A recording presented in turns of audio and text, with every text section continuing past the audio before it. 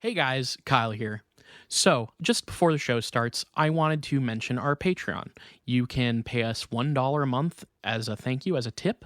You can pay $2 a month to get access to one of our bonus content shows, episodes 2 days early, and a secret Discord chat where all of our Patreon donors get to go and hang out and talk with us directly. Then there's a $5 tier that you can donate to get access to a whole bunch more content. We have multiple bonus episodes on there. So please check it out. Patreon.com/itgetsweird. We don't advertise, we don't make money. So check it out and throw some money if you think that would be cool. Thanks.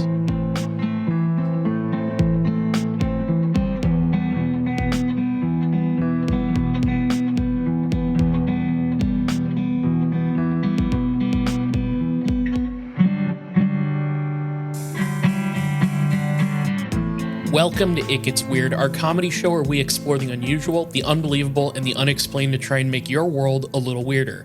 I'm Kyle. And I'm Nile. And man, it's the hottest month in history. I was thinking, didn't that come out that this is like the hottest month that in recorded history or some shit? Indiana's kind of built different, so not for me.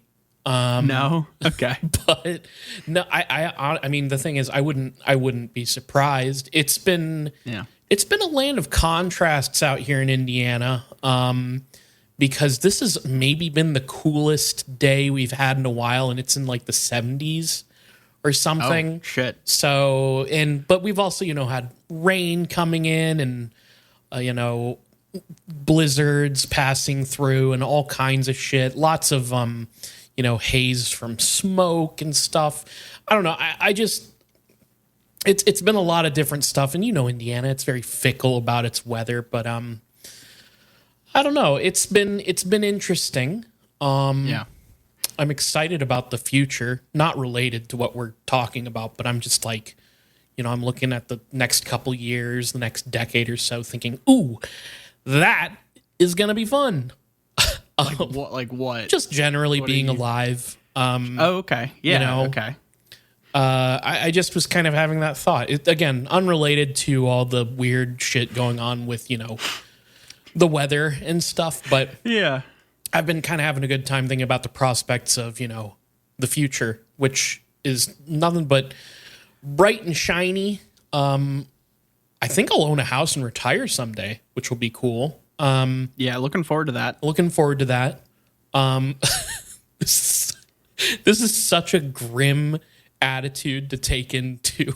Yeah, this is getting like I'm trying to figure out what the like off-ramp joke is to this, but the problem is trying to come up with something here is just making me think about depressing shit. Yeah. And so that's not helping me. Well, so I think we'll just take the awkward off ramp of the addressing lampshading and the situation. Look, here's the thing.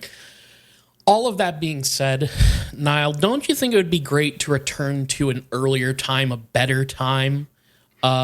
Yeah, back when America was fucking a country, we're going back like 1950s. That's what we're talking about here. Wow, yeah, we are going to be going back to the 1950s for part of this episode. Like I said, we're going tradcath in this podcast. Tradcath. Wait, is that? Yeah. We're going to do tradcath. So we're kind of like taking the tradcath route of ufology, which I think involves. Partaking in the Eucharist and being really into Adamski, I guess. No, I think it's actually that you take communally with you take communion through an anal probe. Oh yeah, there you go. That's the tradcath version of a ufology. Funnel my blood directly into your ass, and also put crackers made of me directly into your ass with an alien probe. That'd be kind of fun. That'd be like, they really got to mix up how you take the Eucharist, because I imagine that gets kind of boring after a while. So maybe try boofing it. Nile. As I've sort of uncovered more and more of the history and characters of ufology, the more I bump into certain names over and over again, I'm sure you feel the same way. Oh, 100%. And I also feel like that the 40s and 50s and even to an extent the 60s are often overlooked by contemporary ufology. It's an interesting time. And like I said, it's a better time just generally. I can't think of anything that was happening. You know, the world was in black and white, which was kind of cool. Like, it's a different sort of aesthetic vibe, you know, for tradcath type shit to go down in. There is nothing bad going on as far as I know. Hang on a second. I'm pulling up the Wikipedia page for 1950s. Yeah, I need you just to search the 40s, like 40s, the late 40s, early 50s. Oh, and the shit. Hang on a second. There's a couple things here. No, is this a reference to Norm Macdonald Googling Hitler's birthday? About no, it's okay. Not, but that is incidentally the same bit. So it followed the arc of that bit quite well. So I was look, it's an indirect homage. Yes. Rest in peace. But no, I found that there's these recurring characters that are connected in various ways, and there's sort of a through line throughout history. It's a lot easier to connect the last like 30 to 40 years, I think, and then you look further back, and it's like there's some stuff that I think gets left behind in the wake of some of the more important people that you hear about. You get kind of a selective canon. Yes. After that point. Yeah. Now, by no means do I intend to disparage our subject this week by saying that maybe they're a little bit forgotten. They're not forgotten, but like I would say that like it's another one of those things where it feels like you have to be pretty into the UFO phenomenon to learn about this guy. Okay, so it's like it's like the music equivalent of getting into like Stephen Malkmus's solo material. Yeah, sure. Like or like the some sort of like Dinosaur Jr. offshoot. Like you got to take kind of a deep cut mentality to get to this, whoever this is. Yeah, this is the soiled doves of UFO characters, which that's a little treat for you and me. Hey, look, that might be more. I don't know which one was more or less, because I was about to try to liken it to Centrido, which was like an early Sebadoh offshoot. Yeah, I remember. I remember your Sebadoh era.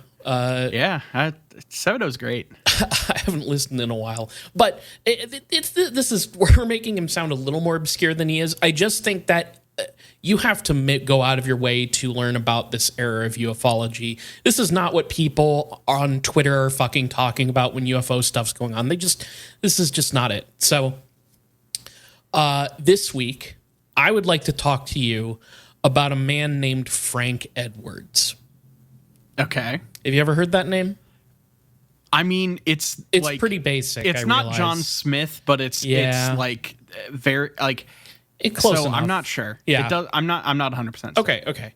So Frank Allen Edwards was born on August 4th, 1908 in Mattoon, Illinois. Now, in his first book, which was titled My First 10 Million Sponsors, which was published in 1956, Edwards details some interesting stuff in his early life that seems to have shaped his future a little bit. Okay. So let's learn a little bit about this guy. So he was only 11 years old when he met his first so-called sponsor. That's how he sort of talks about it in the book. But the 10 million in the book title is referring to the members of the American Federation of Labor. So we'll get to that. But this first sponsor of his was a man simply known as Doc White. And in the book, Edwards details how, again, 11 years old, it is 1919 in Illinois, and he's enthralled by this guy, Doc, who shows up to his town, and he's kind of putting on like a little bit of he's putting on showmanship. And part of this showmanship involved a box that he claimed contained a, quote, two-headed baby, a marvel of modern medicine. Okay. Now, Edwards would find himself intrigued by this, and he would follow Doc White into town. and he would end up helping him on stage at Doc's exhibition in the town of Sullivan, Illinois, which ultimately this was just a snake oil salesman routine. Like, we don't have to get too deep into the details here, but, people, he would promise people like, oh, you'll get to see the two-headed baby, and he would like try and sell other cure-alls and tonics and things like that. I guess that occasionally he would like bring some of the more some rubes to the back, and he would actually let them peek into the box that had the two-headed baby, which Edwards described as being some bullshit rubber thing, but he like I guess could like pick credulous people out of the crowd and show them that. And anyways, it was their whole routine. Okay. But Edwards would end up working with this guy while he was in town, and every night taking home 50 cents for helping him with the performances. And eventually Edwards' help led to his traveling with Doc for a couple of weeks, putting on this routine in various towns around Illinois. There's an amusing anecdote in the book about Doc procuring another snake oil salesman's shtick. He sells out of it, I guess, and he's selling this like ear oil, and he sells all of the product to Doc White for $400, and Doc is like beginning to like turn it and like profit off of turning around and taking over this other guy's bullshit product. And so to celebrate, Doc would, and I'm using his own terminology here, quote, get bourbonated and celebrate with the boys. So I mean, look, if you're able to make money off of like snake oil eardrops, sure, go ahead and like down the Kentucky Gold shit. Like, fuck it. Bourbonated is a very interesting way to say that, though, and I think I might try to adopt I was going to say, I really want to start using bourbonated, and I'm going to start, any sort of alcoholic beverages. I'm going to consider that getting bourbonated. Oh, yeah. 2 White Claws in, we're bourbonated, boys. I'm getting bourbonated. So eventually Doc was confronted by a local sheriff in one of the towns who seemed to have maybe caught on to the whole deal. He like comes up to Edwards, who again is a young boy at this time, and he's like, how do you know that man? Is he related to you? What are you selling? And he sort of coaxed this. He wanted a refill of the ear oil stuff that Doc White was selling, and I guess Edwards went and like got the container that they used to refill the ear oil. And that's when the sheriff kind of reveals that it was just cottonseed oil, which I'm assuming is just like some cheap bullshit that doesn't do anything. I mean, it's just oil. Yeah. Like that. Okay. So this resulted in Doc basically like, sheepishly like, oh, I better get going. And he pays Edwards' fare to go back home. And he ends up leaving the county, presumably for good. But nonetheless, this like whole showmanship thing, I think, and he says in the book to this effect too, that this left an impression on Edwards. Now, yeah, I can see like getting really involved with like a sideshow fucking snake oil salesman. I think there's a certain threshold that you cross where it's like, oh, I don't need to worry about. I don't need to feel bad about taking people's money for nothing. Like, there's a certain threshold that you just cross with that. I feel like it's hard to come back from. Yeah. Now, to be clear here, I would lean more towards he was into the showmanship angle and less the making money off of people angle. At the end of the day, like by the time we wrap up this episode, I honestly couldn't tell you whether or not he fully believed in the things that he was saying, but I think he probably for the most part did. But I also think that he has a certain kind of way of thinking that inclines him towards showmanship in a way. Also, totally random thing, but apparently when he left to go with Doc White, he just like forgot to tell his parents. So he just disappears for weeks. and then comes back and he's like, yeah, I've been out traveling with Doc White selling ear oil. So that's, that was a surprising thing to read.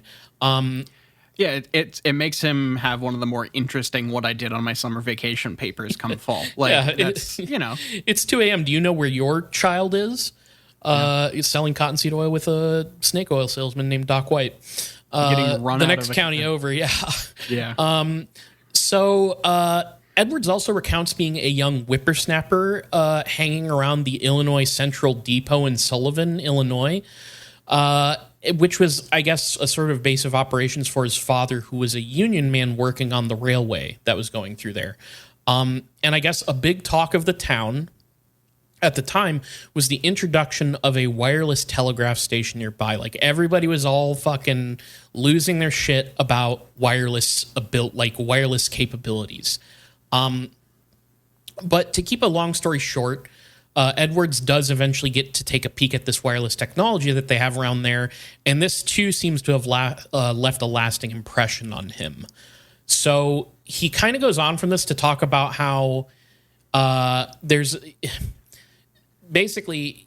a story that involves him getting stood up by his girl, quote unquote, because he was like one of the last people who was like championing portable record players, which were no longer in vogue because the new hotness were these wireless crystal radios with headsets. So Edwards was not to be upstaged. There was like another kid. I don't know exactly what age he was, but I got the impression he was like maybe preteen or early teens here. He, I guess, gets like another kid like swoops in on his lady with one of these crystal radio headset things. And so Edwards, in response, sells a bunch of his shit. Like, I guess he had golf clubs. He sold the portable record player that he had been clinging to. And he ends up getting a guy that he knows, like I think he describes him as a friend in the book, but I don't know about that. You'll see why here in a minute.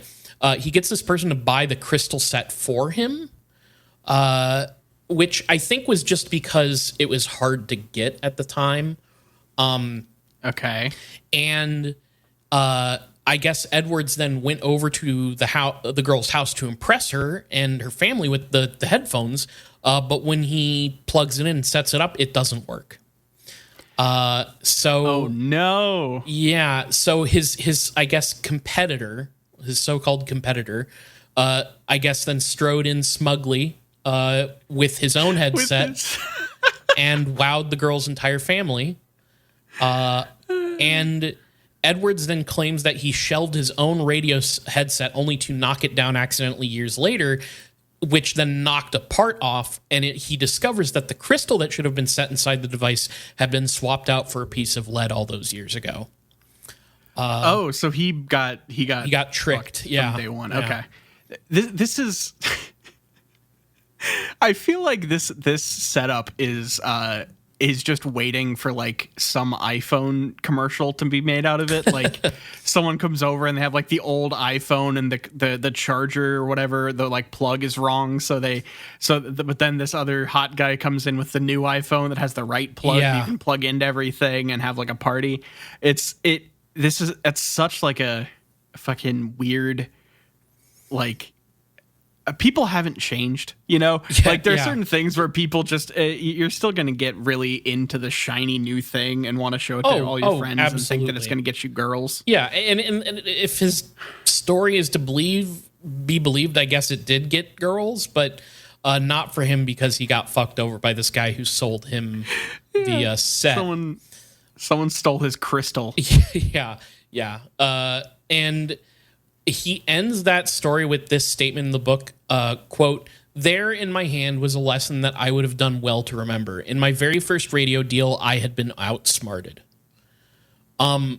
It's interesting because all of this stuff that builds up to what he ends up becoming, I don't know how much, like, I don't have the best read on how much of it informs his involvement with some of the weird stuff later. like it makes me wonder if you know what, we'll get there. Yeah, I still don't know what this guy does later, so I can't really help you with that question. No, it's all good. We'll get but there. I'll try to think of it.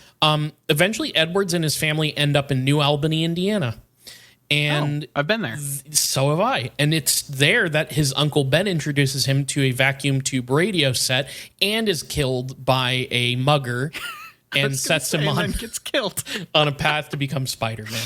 To accept that great power must also come great responsibility. But I guess Edwards claims that this like vacuum tube radio set that Uncle Ben had purchased was one of the first ones ever purchased. And he talks about one night staying up till 1 a.m. with his uncle, rigging the radio to use a car battery to pick up music radio from Louisville, Kentucky.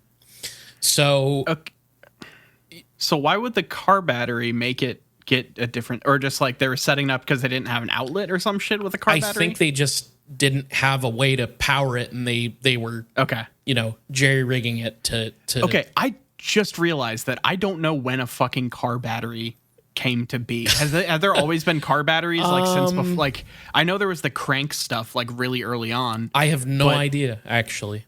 I genuinely don't know. So but hey, car batteries were. I mean, we're only in like the 1950s, so of course. Well, this is the 20s at this point. So So when the fuck were car batteries invented? I don't know. This is the 20s. Email us podcast@gmail.com. I don't have the specific like date here, but this is like got to be the 20s, or if anything, maybe the 30s. Okay. So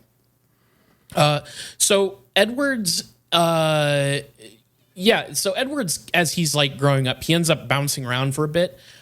He goes from caddying to painting walls, and he eventually tries to reach out. Like, he's trying to figure out what he wants to do with his life. And he reads this ad in the newspaper for a thespian troupe that was looking for a leading man. And I guess that he had like mailed them what was effectively an application for the role. And they were all the way out in West Virginia. So he ends up setting out to West Virginia to meet up with this troupe, even though he had no way of knowing whether they got his letter, whether they were interested or anything. And when he gets there, the acting troupe was nowhere to be seen. Like, the location they were supposed to be at was just not just empty, but like covered in dust. And just gone. They were not there. Well, how did they get there? How did they leave? I don't know. But it takes him... Kyle, they got there by country roads. Yes, that's true. They probably did travel down some country roads out there in West Virginia. And he gets there, and he goes to like inquire about the troop at the post office, and he's like, "Oh, I've been holding this letter for a while." And he hands him a postcard that has, I guess, a response to his application that says, "You could probably get a job at the radio station KDKA in Pittsburgh." And so that's what he does, basically. What? Like, I get I kind of get how this happens, but the idea that this guy answers a letter or like a posting to be a leading man of a theatrical troupe, and when he finally gets there and travels across country to get to where they were supposed to be, they're entirely gone with no trace other than a letter that's like, "Oh, this random radio station like 2 states away could probably get you a job." Yeah. It is the most like, I know that getting a job right now sucks. That would be painful. But yet again, nothing changes. Yeah. This sounds like the exact same shit. This is like a fucking Glassdoor review. It really is. But yeah, I guess it's a bit of a whirlwind, and we can skip over the details because they're not that interesting. But I guess if you're really into the history of radio, it's interesting because like he is considered a pioneer of like news radio. Like he is one of the big names. Okay. But Edwards, I guess, suddenly finds himself working at KDKA doing announcements over the radio. And this is what got him started on his career path. So, again, there's a lot of inside baseball about the early days of news radio, but I'm going to skip all that. If you look up Edwards online, you'll find that a lot of his early career isn't really discussed Most people want to focus on his time doing UFO report coverage. Okay. So that's fair enough. But for some context, I'd like to make it understood that I don't think his interest in Forteana just like came out of thin air. Personally, my read on this guy is that he was a good writer. He had a flair for the dramatic. He knew a sensational story when he saw one, and he was interested in these strange things. Okay. So before he would really focus up on UFOs, Edwards would cover a number of bizarre stories and strange tales. It seems the first time he recognized how energetic these stories could be over the radio was when it comes out of nowhere in the book. He's just like, yeah, so I got this document from a nun from Kentucky. She came out of a convent and she gave me this document. And it was a document called St. Odelia's Prophecy. And like why he was in contact with a nun from Kentucky and why she was giving him this document, I have no fucking idea. But this so-called prophecy was a nightmare that a woman had in the 8th century. And when Edwards read it over the air, he says that the events that he was describing from this text were eerily similar to the ones that were playing out surrounding World War II. That would be Hitler's rise to power, the bombing of Hiroshima, and even the Holocaust. So after this particular broadcast, the phone at the station that he was working at was off the hook with calls. And this eventually leads to the late 1940s, where Edwards ends up back in Indianapolis, continuing to work in radio broadcasting. And while he's in Indy, he is approached by the American Federation of Labor, who at the time was looking to institute a network news program. And pretty quickly, Edwards would join the AFL, broadcasting out of WIBC in Indianapolis. His first broadcast was transmitted November 5th, 1949. And here is what happens next, according to his book. A few weeks later, my supporters on the AFL Executive Council managed to outmaneuver the opposition, and I was selected. I flew to New York to sign the contracts for the AFL broadcasts, which were to originate from Washington starting January 2nd, 1950. When I got back to Indianapolis, I found my friend, WIBC newsman Gordon Graham, waiting for me. He handed me a big brown envelope bulky with papers. I got this by mistake, said Gordon. It's a hell of a story, and I know that you have been interested in this business. Do what you want to with it, just keep me out of it, please. When I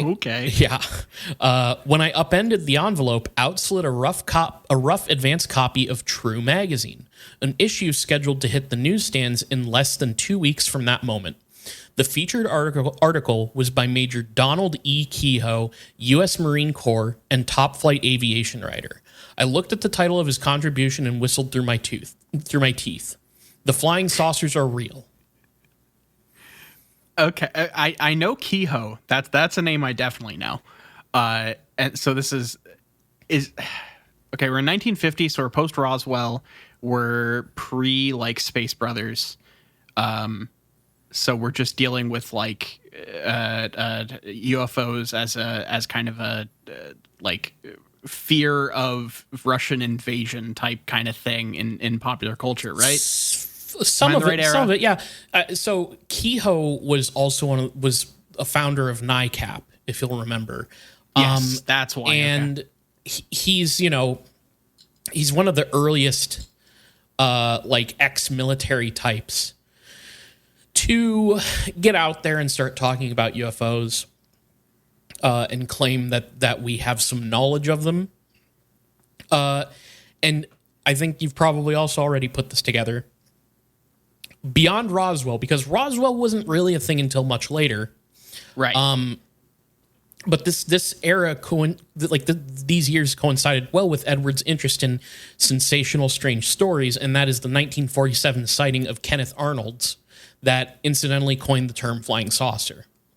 Right. Which then led to that first UFO flap that lasts like a year or so, and then like abruptly stops for a little while. And Yeah, Edwards had taken notice in this UFO flap phenomenon. So after the initial UFO report on Kehoe's story, Edwards began to cover UFO reports occasionally while he was being sponsored by the AFL.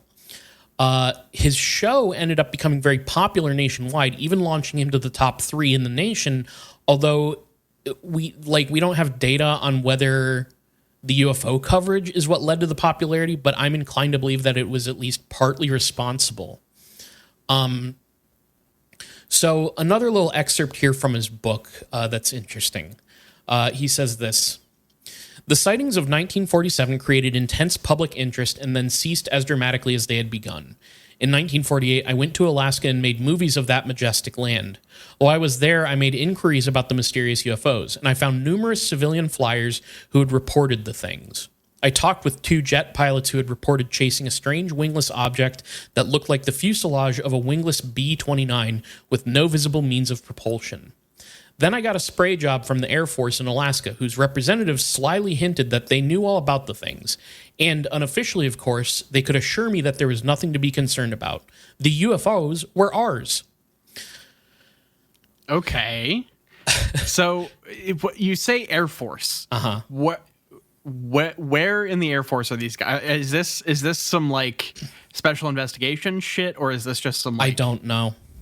Okay. That's just what he says. Because the Air Force is like tied up in so much of the UFO nonsense and a lot of the disinformation. So I just, that's me where my shit goes. I don't know. I don't know exactly. He says that he got a spray job from the Air Force in Alaska, which,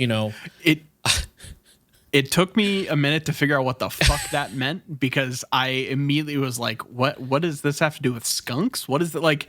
But no, they're talking about the Sex Act. Oh, okay. So he follows up that thing about these Air Force officials in Alaska telling him that the UFOs are ours. And he says, "I must hang my head in shame and admit that I fell for their story for a while at least. Then came that night in the winter of 1949 when Gordon Graham gave me that package, the advance copy of an article which True Magazine had scheduled for its release in January 1950 issue." And he goes on to talk about Major Donald Kehoe and says that it methodically punctured the Air Force shield of confusion and presented an imposing array of factual matter to support his statements. So this was like the inciting incident, I guess, for him to get into UFO coverage. And I guess, I tried actually to listen to some archives of his program, which was occasionally hard to do because there's not a lot of it. And what is there is kind of, it's often garbled and hard to listen to. Yeah, I mean, it's people trying to digitize recordings that have been around for fucking 50 years at the time. So it's probably going to sound pretty bad. I went back and listened. Look, this is a side tangent, but we've been talking about the history of audio in a way here. I read this book about the rise of recording mediums and just like recorded sound in general. And so like when I was doing that, I would go through and try to go back and like listen to examples of the different technology and different recordings that were... Some of those early like anything you can find of like Edison recordings and stuff, it sounds so fucking weird now. Yeah. Even though like at the time, like they talk about how like Edison would go around and do these shows where he would like play the recording and then have someone do the same thing live, and it was all smoke screen, like it was all like ridiculous nonsense that was highly like sensationalized and fake, but people would be like, "Oh, this is just like life," and then you hear it and it sounds like it's like, how is this? Like, I get to some, it's in the land of the blind, the one-eyed man is king. I get it, but it is so weird to listen to nowadays. No, definitely. I've actually heard what you're referring to. I don't remember, like it was like the first recorded something or other. Like I've heard that stuff, and yeah, it is like. It's like, look at these fucking idiots listening to this, thinking that that sounds terrible. These fucking... Do you guys even know FLAC? These fucking dipshits, like, thought the train was coming at them in the movie theater? How fucking stupid could they be? Yeah. Anyways, I've heard that stuff, and this is, it's not, like, quite that ancient, but it's still just, like, the audio quality's tough. Oh, yeah. I find like the history of sound very interesting. So this is in my wheelhouse. Yeah, go ahead. Cool. So Edwards' program would sort of mix factual news with opinion, and every once in a while he would break that up by sprinkling in some strange stuff, usually about UFOs. And he would do this for a few years. And then 1952, Nile. Okay. The Washington, D.C. flyover happens. Oh, yeah. That's some great shit. Yeah. So in July that year, between the 19th and the 27th, for those who maybe don't know, many UFOs would, I guess, be spotted, and mostly they would be tracked on radar in the area, including over the White House and the Capitol. There was a lot of confusion about it. And this flyover prompted the biggest press conference held by the U.S. Air Force since World War II. And the official conclusion was that, quote, a temperature inversion had been indicated in almost every instance when the unidentified radar targets or visual objects had been reported. So this is like, to most people, like swamp gas tier explanation, right? Yeah.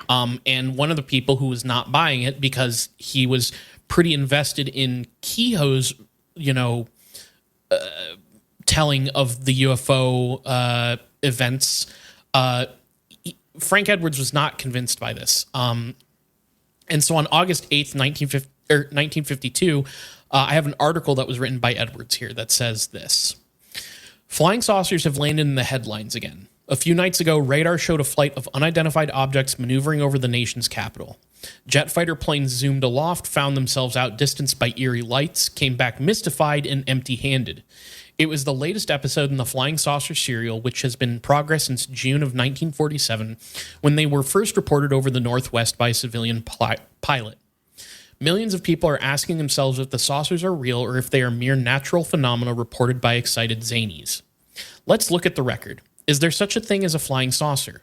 The Air Force tried to dismiss them as hallucinations until both military and civilian pilots reported sightings.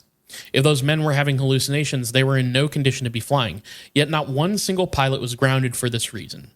According to Air Force intelligence, 25% of the sightings are reported by military flyers, including many Air Force pilots and crew members. Next question. Are the saucers an American secret weapon? Top officials from the president on down have repeatedly asserted that we have no such device. If they were ours, we would hardly be spending billions for conventional planes, which are easily outperformed by the saucers, according to reports. And since they have been sighted over more than 60 different nations, they have plainly violated the international boundaries repeatedly. For these reasons, it seems probable that the discs are not the property of this nation. Question number 3. Are they natural phenomena? Undoubtedly, many of the reported sightings fall into this category. Excited people see and report things which do not exist, except in their imaginations. Others misinterpret conventional objects into strange and wondrous accounts. What about the radar reports? Many radar readings have been made on unidentified objects which maneuvered in the sky in a fashion beyond the capabilities of any known craft or missile. During the recent flurry of sightings in Washington, the same objects were picked up simultaneously by several radar units. One Air Force official explained, in scare quotes, that the strange pips on the radar were nothing more than reflections from inverted layers of air. If this were true, it would mean that the radar at the National Airport could not distinguish between incoming passenger planes and layers of air, which would be extremely dangerous. The hot air explanation seems to be just that and no more. Privately, top military figures... Got him. He's got a very extra vibe, by the way. Like, when you read and listen to him... I also like that he is now in canon of It Gets Weird. He's the origin of UFOs as like reality TV show stuff, because he was calling it UFO serial, which is like at the time that's about as close as you can get to like a long running TV. So thank you to this man for creating the canon of It Gets Weird that we occasionally revisit every time one of us thinks. We have to someday try and get a compendium of that entire canon together, because I'm not sure it's consistent. Here's the thing. The only hope for that, short of this podcast becoming a thing that I can live off of, is if it gets big enough that some fans decide to get together and try to figure it all out in some form of wiki, because I don't think I'm ever God going knows to I'm be not able fucking to do doing that myself. shit. Yeah. So, So I don't have time for that. There's if anyone wants the complete lore breakdown of It Gets Weird, there are your two options. We're very fixated on dog related things as far as our lore is concerned. So he wraps up that whole article by saying, privately, top military figures are deeply concerned about these things. They don't know the answer. The only thing more numerous than the saucer is the explanations of them. You pays your price and you takes your choice. So That's all right, Popeye. All right. yeah, Fuck it. yeah. That article would probably be, you could probably punch that article up just by reading the entire thing like Popeye. I mean, honestly, like this. Oh man, this is one of those things of should I have just kept it to myself? Actually, no. The app is dying. Fuck it. If like single use Twitter accounts were still exist, just like random headlines from historical newspapers would be a really good one. Oh, true. But bot accounts on Twitter are dead now. Yeah, so that no more fun. website doesn't work very well anymore. Anyway, But this dude would have made a killing on Twitter before it got taken over by Musk and his crew. I think Edwards would have been a huge name on there. Just the way he talks about things and likes to stir up the pot. So Edwards would continue to cover UFOs and, just generally ask questions about their legitimacy. He would cover reports that were sent in to him about particular stories around the nation.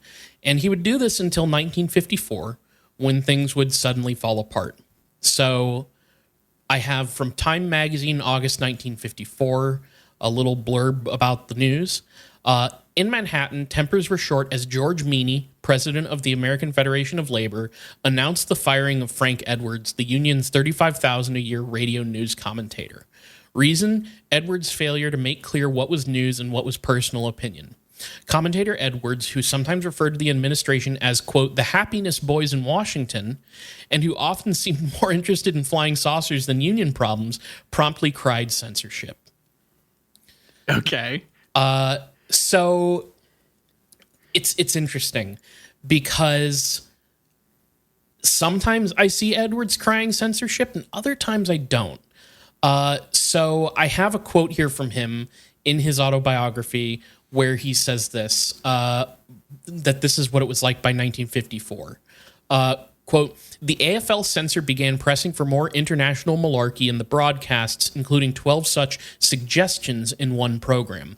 More foreign news, more puff stories for a few AFL chieftains, less of the material that had made the program one of the nation's top radio news shows. I guess also in 1951, he had been given like an assistant who would go over all the scripts and approve them before he would go on the air.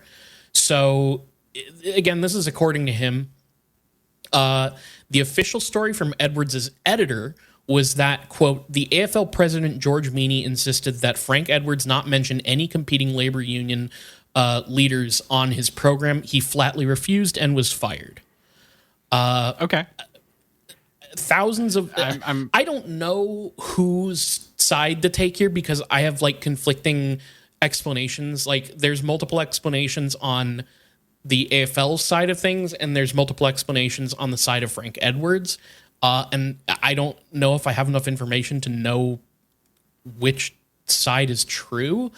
But I think there's probably something to be said about the AFL, like not wanting him to talk about competing labor unions and like not separating fact from opinion.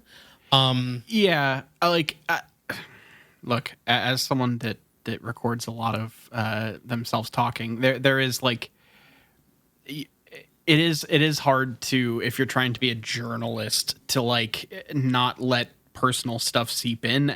But I feel like even back then it was such like a weird line of just being entertainment, and the news isn't always like 100% the point of whatever he's doing. Yeah.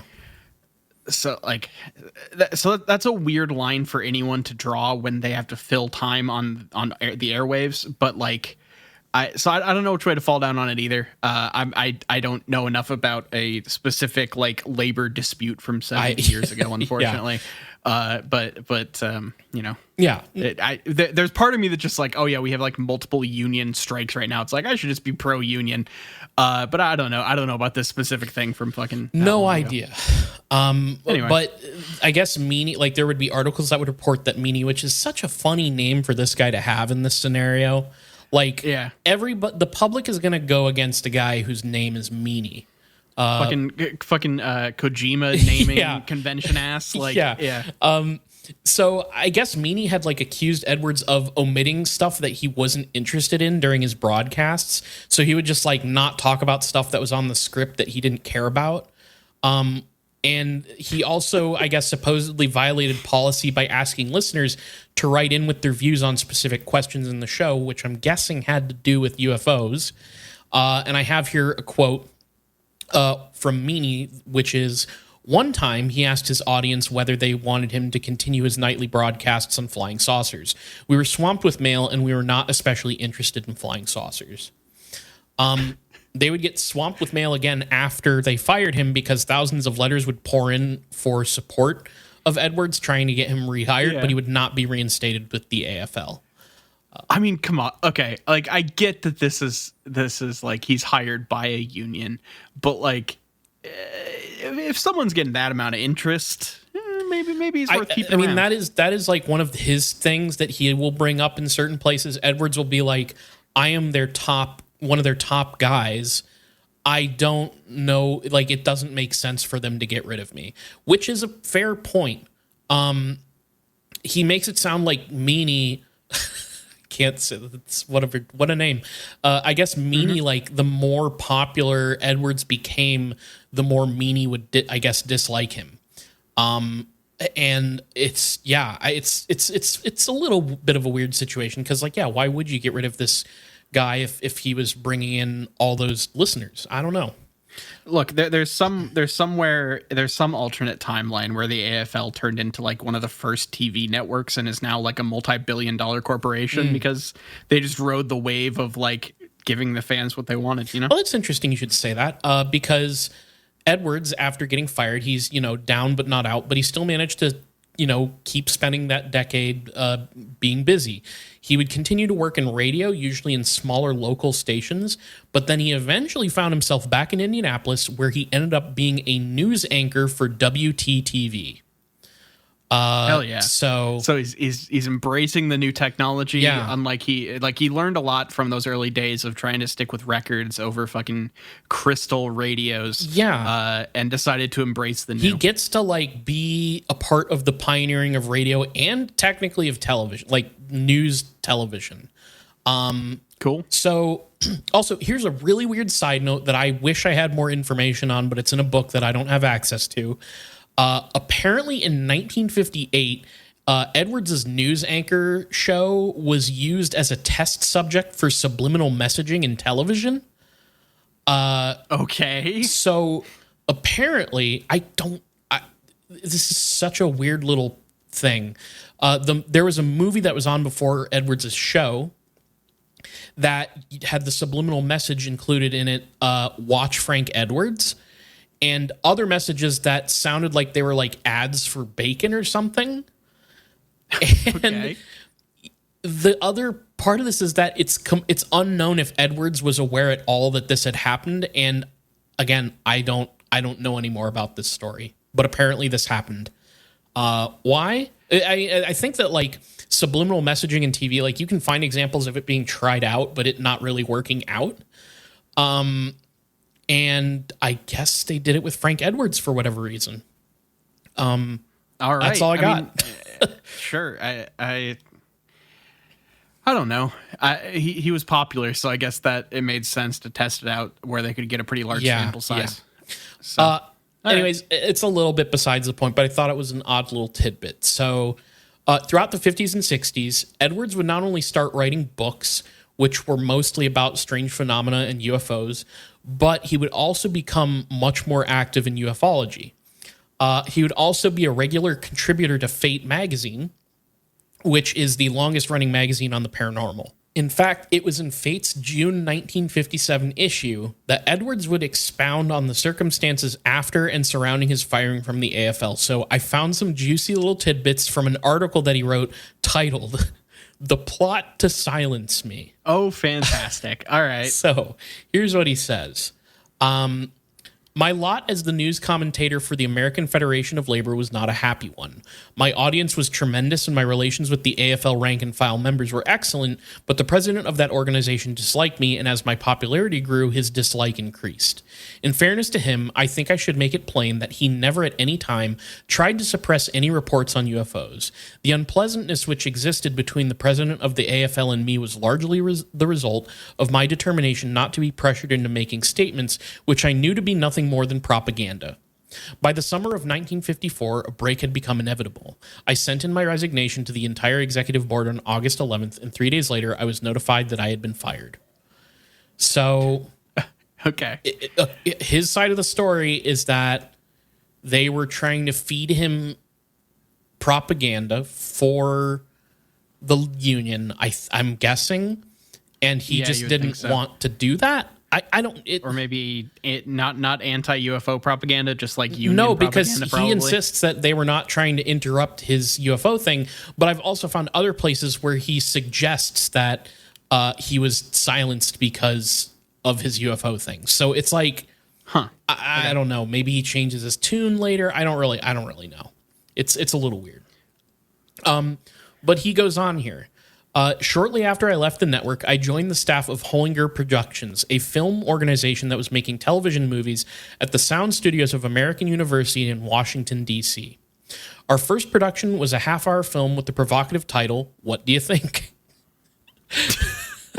So provocative. Which dealt with unidentified flying objects. As moderator of the fracas, I was able to select the manpower for the panel.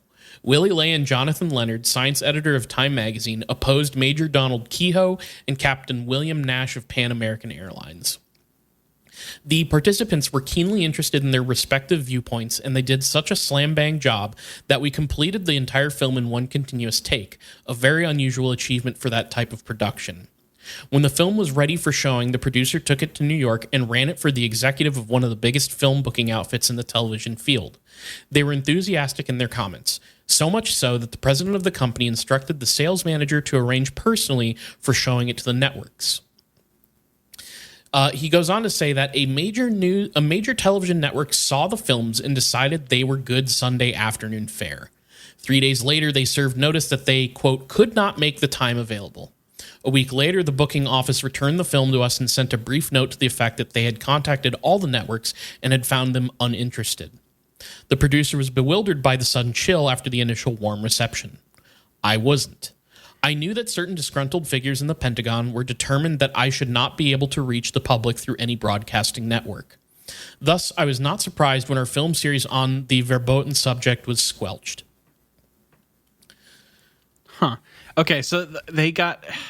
This is the kind of shit that always feels so cover-uppy, but where like, oh, the networks are all like someone's interested, and then all of a sudden it just like backs out immediately, and they kind of just don't give you a good explanation for it.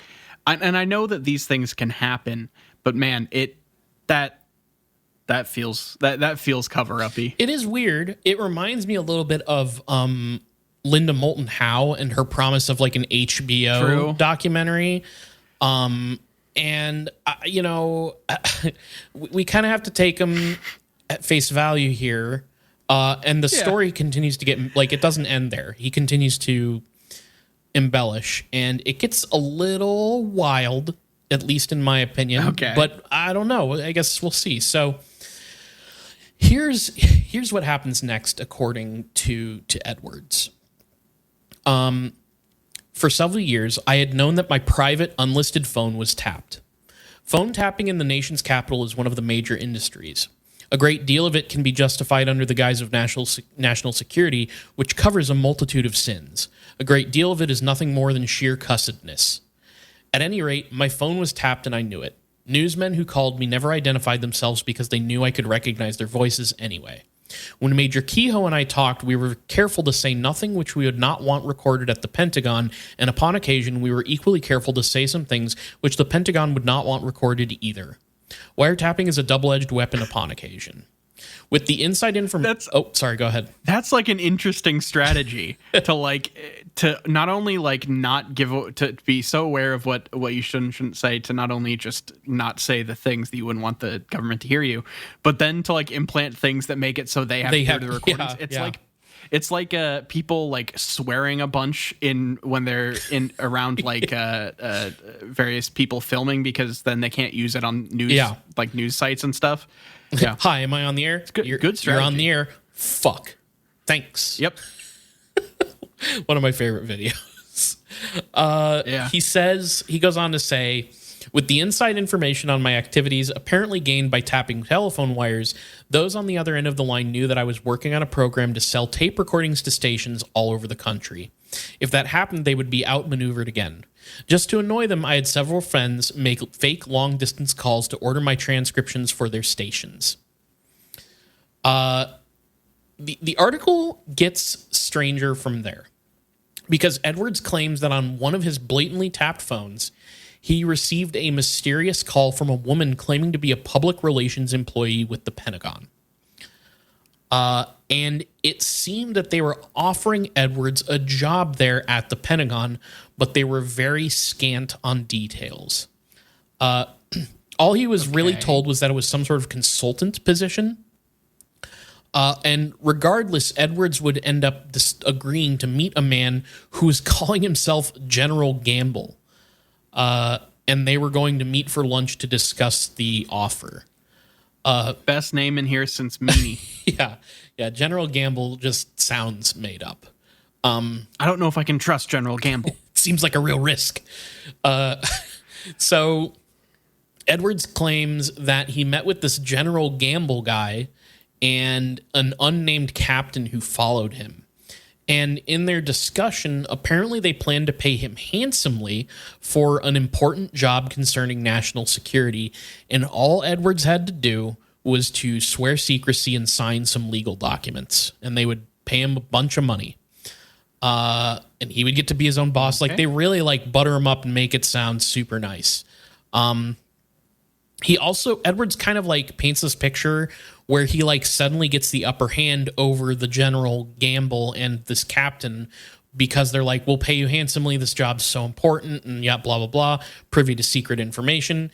And Edwards just suddenly says to them with a counter offer that he would do the job for free as a means to contribute to national security. And I think what he's sort of implying here is that he's I'm not signing the documents, I'll just do the job, so tell me what it is. Is I think the implication. He's trying to not take money in exchange. He's basically trying to remove the transaction from it, which makes sense. So apparently this took the general and the captain so off guard that they were flabbergasted, and they insisted that they want to pay Edwards. And what supposedly played out next was something out of a movie. So here's what Edwards says happened next. The general then did a strange thing. He turned to the captain and nodded for him to take over. The captain assured me that this job was a most unusual one. It would take me into some out-of-the-way places, and I would see some things that I had never seen before and which few people had seen. Just to needle them, I interrupted at that point and inquired. The things I would see are out of this world, aren't they? My luncheon companions just looked at each other, and neither of them made any effort to reply to the question. I followed it with another. How do you fellows know that I have any special qualifications for this job you're talking about? You have shown a lot of interest in it, the general replied. Have I talked about it a lot? Perhaps too much? You have often mentioned it in your broadcasts. That is why we have contacted you. It was apparent from his attitude that the general was not going to be led into giving me any inkling of the nature of the job. He was no longer smiling, and I had the feeling that he was about to lose his temper. Okay. So, I mean, we've heard a lot of these kinds, not like this exactly, but people talking to government agents and stuff that are doing, in all of our disinformation stuff that we've done lately. This does feel like an early attempt at a lot of the stuff you hear about with fucking UFO guys. It sounds in the same vein. Yeah, I mean, it is another one of those things too, where like, on the one hand, like if this happened, yeah, it feels like that. But is this something Edwards made up? I don't know. I agree. It's a little hard to say. Same with a lot of the other similar stories from more modern UFO people. So it was also during the 50s that Edwards would get very active in the UFO community. Particularly, he would work with civilian organizations such as the Civilian Saucer Intelligence of New York. In 1956, Edwards made his first public speaking appearance about UFOs to this group in particular. CSI, I guess, was known for being skeptical of contactees, and they would also occasionally work with Dr. Hynek while he was with Project Blue Book. And at the time, civilian organizations, these like grassroots groups, were some of the best ways to get data and news on UFOs. Like, you don't have the internet, and a lot of reporting in the newspapers and stuff is pretty sensational, and it's not as in depth, and these people are like trying to get the data. So Hynek would even go out of his way to work with CSI. There is a 14-page transcript of Edwards' talk at the 1956 CSI public meeting that you can find online if you'd like to read it. It's mostly Edwards addressing key things that interest him about the phenomenon, but he's like questioning the government's involvement. And like their assessment of UFOs. He brings up particular stories he's interested in. He talks about how his radio work was often entangled with these UFO stories as they happened. And he even manages to bring up briefly like Hopkinsville and the Flatwoods Monster. There's a lot of classic things in there too, like questions about whether other nations were cooperating with the U.S. in a UFO cover-up, or whether or not atomic explosions could potentially be drawing UFOs to Earth. Edwards seemed pretty interested in the extraterrestrial hypothesis, and he also seemed pretty curious about whether the government knew about the aliens. So Edwards would spend the rest of his life involved in ufology and broadcasting media, writing his books, giving lectures on the subject, and so on. Like, he did quite a lot. He wrote quite a few books. It would be like, I mentioned my first 10 million sponsors, but he would have Stranger Than Science, which was actually named after a radio show that he did after he left the AFL. He wrote a book called Strange World. He wrote a book called Strange People. But I think the two books that he's most known for are the 1966 Flying Saucers, Serious Business, and then Flying Saucers Here and Now, where he talks about the phenomenon. So he maintained his role as a ufologist and a like a news media guy, and then he would unfortunately, well, I say unfortunately, expectedly pass away on June 23rd, 1967, a few minutes before midnight, or a few hours. Some places say minutes, some places say hours, and that's important because the story doesn't end quite yet, Nile. Okay. So Edwards' death would be announced the next day on June 24th, 1967, at the Congress of Scientific Ufologists in New York City. June 24th, 1967, 20 years to the day after Kenneth Arnold's famous flying saucer sighting. So, is this merely coincidence? Some of the more paranoid saucer heads don't think so. 1967, Congress of Scientific Ufologists. It's out in New York City. This is like supposedly the first flying saucer convention in the area. It was from June 23rd on Friday up to the 25th on Sunday. Their chairman was Jim Mosley. You're going to recognize so many names here. Chairman is Jim Mosley, and they have a bunch of speakers. That's Ivan Sanderson, John Keel, Frank Stranges, James Randi, Howard Menger, Long John Neville, and Gray Barker. Gray Barker and John Keel are high on my list for people. Howard Menger, too. High on my list of people to look into soon. They also had Dr. Edward Condon attending, which of course is the man behind the Air Force funded project that led to the Condon Report and the Condon Committee. And they even had a like reporter there who was kind of getting a transcription of the entire event. And so the night of Saturday, June 24th is in the transcription, and Jim Moseley is introducing Condon when he then pivots and announces the death of Frank Edwards. And it's written in the transcript that the crowd reacted with a big "oh." And I guess after that, he introduces Gray Barker as their first speaker. Okay. Now, here's where it's a little strange, because Gray Barker, again, I'm very interested in this guy. I've been listening to some stuff about him recently. Interesting guy. He gets up and he says this: "I don't know how well I am going to do tonight, ladies and gentlemen. In fact, all day today, I've felt like not even going on.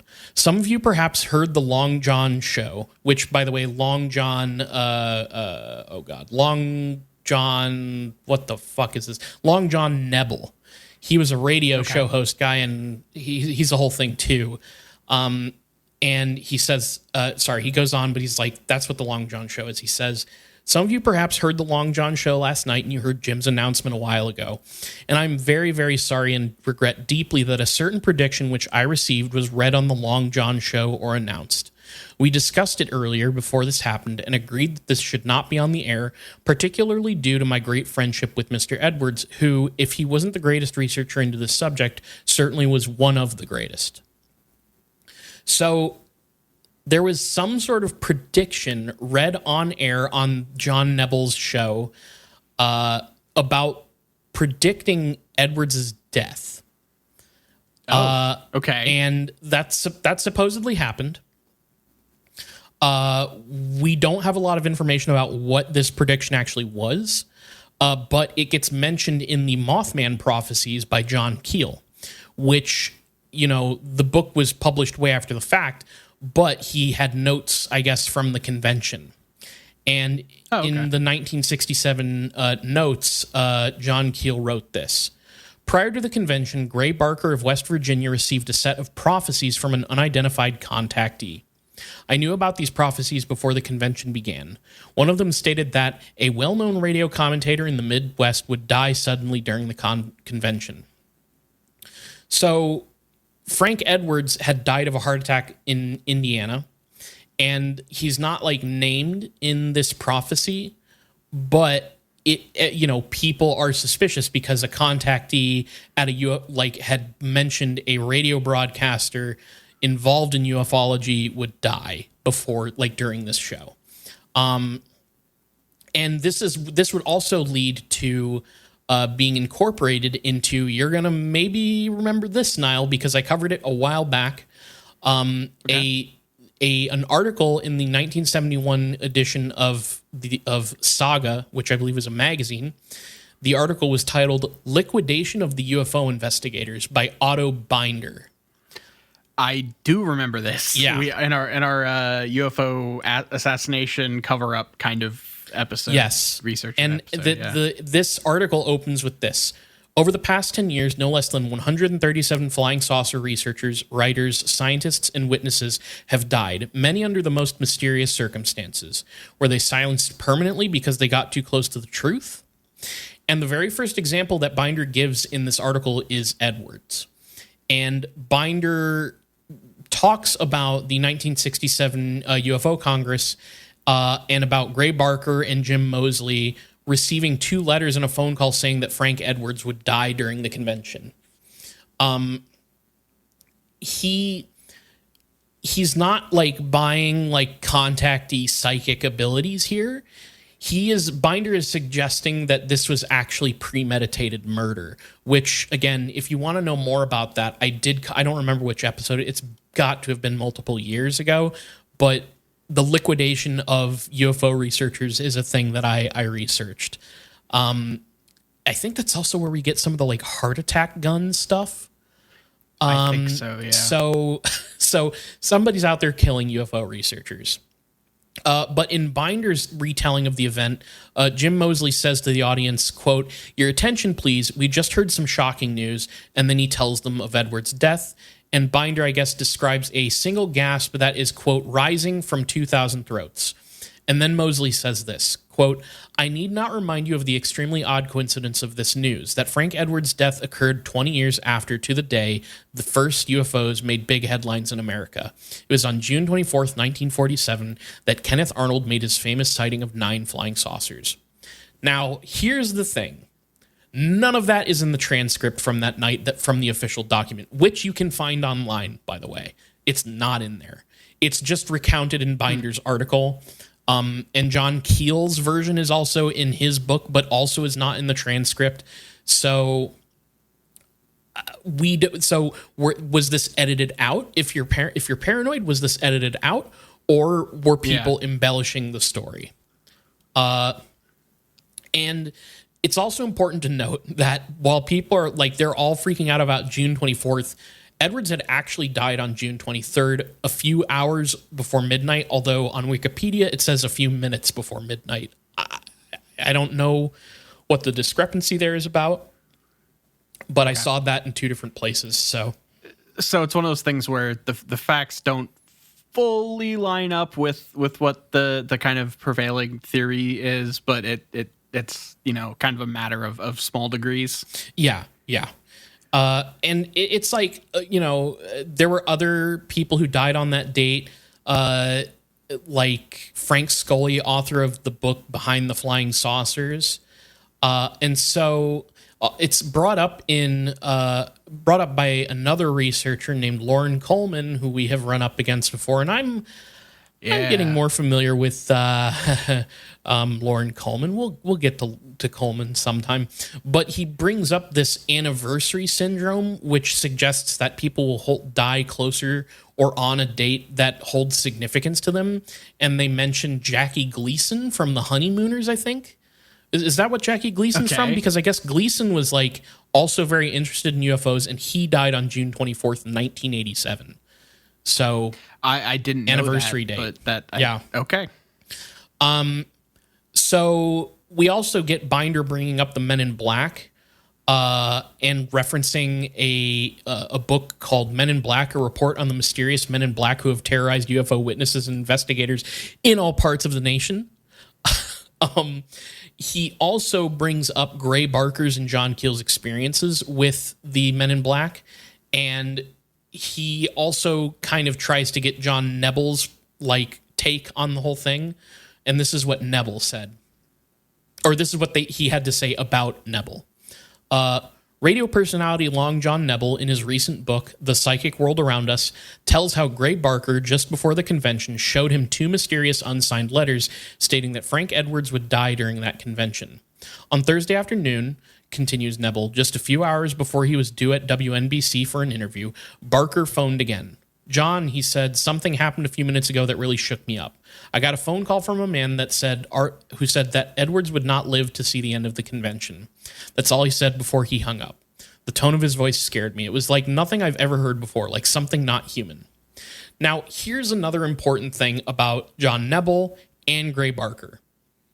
Both of these dudes were, on the one hand, known for pranks and embellishment and even participating in hoaxery. And I know that Gray Barker again, somebody that I want to cover, but Gray Barker would also, I think, later say, I was really just in it for financial reasons, and I didn't really believe in this stuff, and found it was just easier to dupe people with this stuff. So, was Frank Edwards murdered for knowing too much? Or is it a big prank? I mean, look, there are so many cases. It's one of those age-old questions: murder or prank. Many such cases. It's always hard to tell. I'm gonna have to go with prank. I think he's gonna jump out any second. I think he's gonna. It's all gonna come out, and he's like they roll out Frank Edwards' coffin at the next big UFO convention. They're like 3, 2, 1, and they open it up, and it's just a corpse. Well, he was alive, but he was. die because it's like, it's a lot of years. But it's been a minute. A minute. He's been hiding in there for way too long. It is like, man, the whole thing about like UFO research or assassinations is such a topic that I have trouble with because like, I don't want to make light of anybody's death. I don't want to like. I'll do it if you don't want to. No, I mean, just like to a certain point, I feel like there's some thing where, but like a lot of it sounds like those people that are just like, oh, the number 247 can be subdivided by 6, and that means that the devil is in it. Like it sounds like crypto. What is that? Like crypto numerology type stuff to me, where they're looking for any sort of pattern in anything to back up the I don't know. It's definitely. And at the end of the day, like there's no recording of the Long John Nebel show that like backs up the claims here.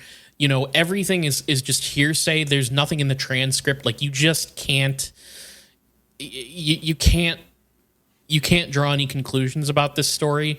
And it is entirely possible that one of these people started a rumor as a bit of a joke, and it just like ruined the canon, UFO story for that week, So, man, like imagine something that you like posted got that out of hand. Like you just make like a stray joke, and then all of a sudden, like 50 years later, people are trying to like come up with a conspiracy to justify it. That'd be really interesting. I don't know how I'd feel about that. Yeah. Well, Nile, that is the story of Frank Edwards. You could get into details about the thing is, I really wanted to just broadly go around his life and some of the weird stuff surrounding him. Mm-hmm. But he was involved and interested in talking about a lot of the big UFO stories of that time. Like he was into all of it. Okay. So important guy that I don't see getting talked about too often. But I thought that his weird account of like getting, trying to be silenced by the government with like hush money and a cozy job and stuff was kind of interesting. And just a generally interesting guy. That's Frank Edwards. Okay. Yeah. I mean, seems like he had kind of a run there for a while of being pretty prominent in all of this stuff. Cool.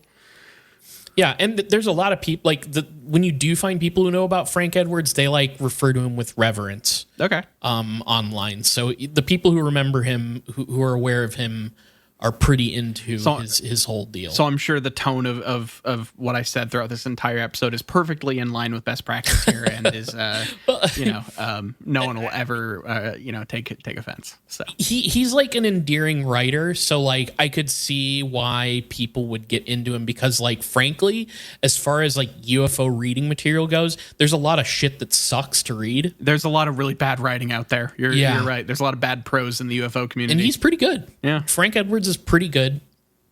He's a competent writer, so yeah. Anyways, are you ready for a big question? Oh, I'm so ready. Okay. If you could step in and be the newscaster that broke any one UFO story from history to the public, which story would you want it to be and why? I mean, I'm not sure. Like, I guess this is a news story. I want to be the one that like gets the fact that Tom DeLonge might have had like actual like off-Earth materials, and have like the person that is able to post the headline that Tom DeLonge leaked classified like Navy footage to the world. Like that's the kind of shit. I know there's probably a lot bigger stories, but the weird cross section of pop punk and ufology is such a specific wheelhouse, and I feel like that would be something that I think I could get down with that. Yeah, and you could say some fun stuff like, Dude Ranch is the new Skinwalker Ranch or something like that. Yeah, like all sorts of stuff, like all kinds of funny stuff. If these UFOs were going over some train racks, there might be a boxcar racer. It's there's all untold possibilities. Yeah, there's so much, there's a deep vein there. Yeah. I personally would want to break the news about the pancake bakers from Mars and how they looked Italian.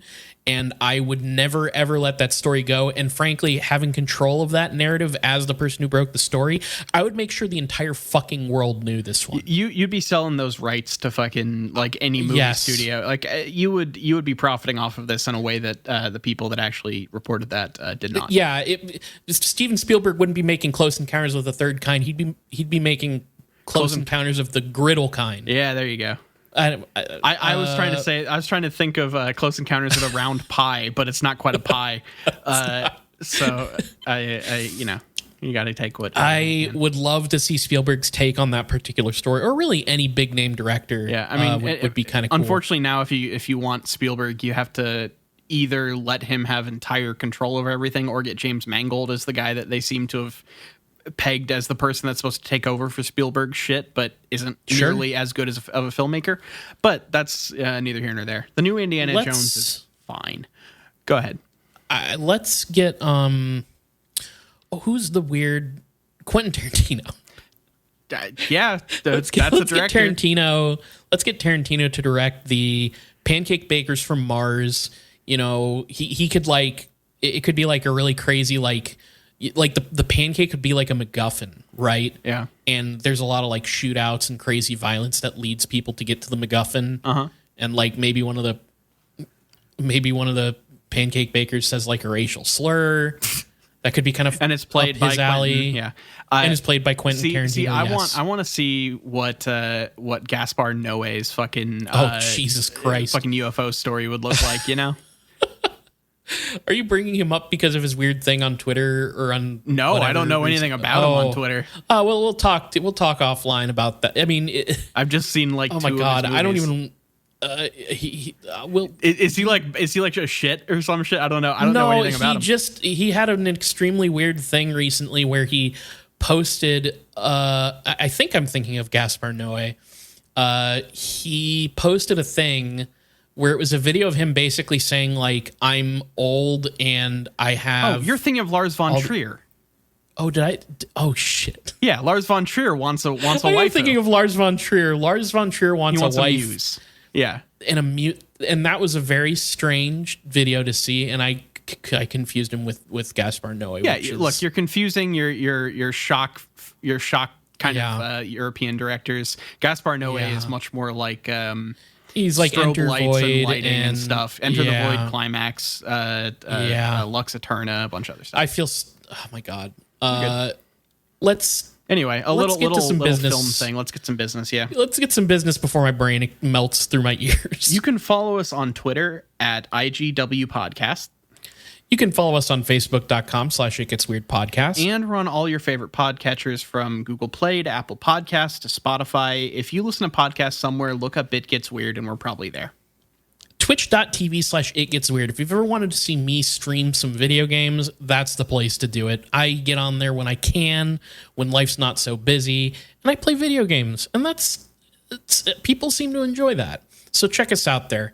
Email us at itgetsweirdpodcast@gmail.com. What UFO story would you like to see adapted into a film that has not been done yet?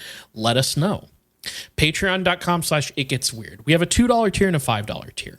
At the $2 tier, you get access to It Gets Weird TV, which comes out every other week, which is a show where Nile and I are discussing weird television. Right now, we're wrapping up the X-Files Season 1, and as a donor to the Patreon, you get to vote for what we watch next. At the $5 tier, you get access to It Gets Weird TV, plus another bonus show that happens in the off weeks of It Gets Weird TV. So you're getting bonus content every single week. Sometimes it's a show that I'm doing. Sometimes it's a show that Niall's doing. Sometimes we watch a movie. There's all kinds of stuff going on there. And we have a huge back catalog of bonus content. So check it out at the $5 tier. Whether you donate to the $2 tier or the $5 tier, you get access to the main show 2 days early on Friday instead of Sunday. And you get access to the Discord where we're hanging out, chatting about all kinds of stuff. Side note, and I've said this before, I'm just going to do another reminder here. If you don't get into the Discord, if you don't get a message inviting you into the Discord, please message us on Patreon after you donate. Say, hey, trying to get into the Discord, can't get in. let us know. We'll get you in ASAP, and that's a promise. So please don't flake it. We're not, we've had issues with Discord connectivity. So just, if that happens, just shoot us a message and let us know, and I'll take care of it. Now we also have $1 tier, which is just a tip. You don't get anything out of it. You're just saying, hey, I like your show. Here's $1. Thanks for doing what you do. If you can't donate, please tell your friends, tell your enemies, tell your congressman all about It Gets Weird podcast. All right. Thank you all for listening and supporting the show. This has been It Gets Weird, and I've been Nile. And I'm Kyle, signing out. Peace.